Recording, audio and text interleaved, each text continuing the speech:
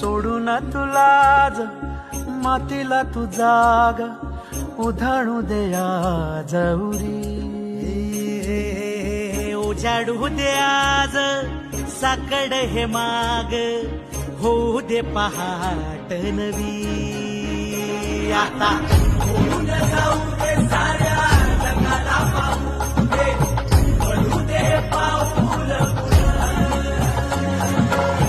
जरी काट पाया खाली जागल्याला येऊ दे पडू दे पाऊल.